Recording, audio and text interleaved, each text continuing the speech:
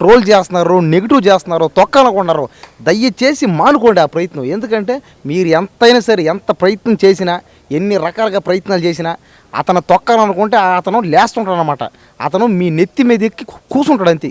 కాబట్టి Kingdom cinema చూడకుండానే బాగలేదని, అసలు సినిమా ఏం చెత్తగా ఉందని ఇలా చెప్పే వాళ్ళందరికీ చెప్పేదల్లా ఒకటే, మీరు ఏం చేసుకుంటారో చేసుకోండి, ఏం పీక్కుంటారో పీక్కోండి, అతన్ని మాత్రం ఒక ఇంచు కూడా పీకలేరు అంతే.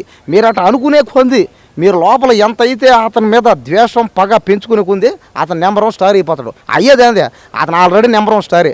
చూడండి సినిమాలు గతంలో కూడా కాస్త అంతత మాత్రం అట్లా తక్కినా కూడా అతను మాత్రం స్టార్ డమ్ పోలాడుతుంది.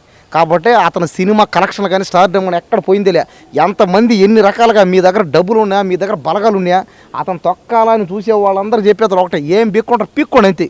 అతన్ని మాత్రం మీరేం చేయలేరు. విజయ్ దేవరకొండకి మేము ఉన్నాం, అభిమానులు ఉన్నాం, ఫ్యాన్స్ ఉన్నాం. ఎందుకంటే కష్టపడతాడు ఇక్కడ అమ్మ ఏమీ లేకుండా స్టార్ అయ్యాడు చూడండి. అది మాకు కావాలా. ఇన్స్పిరేషన్ అంటే ఇది.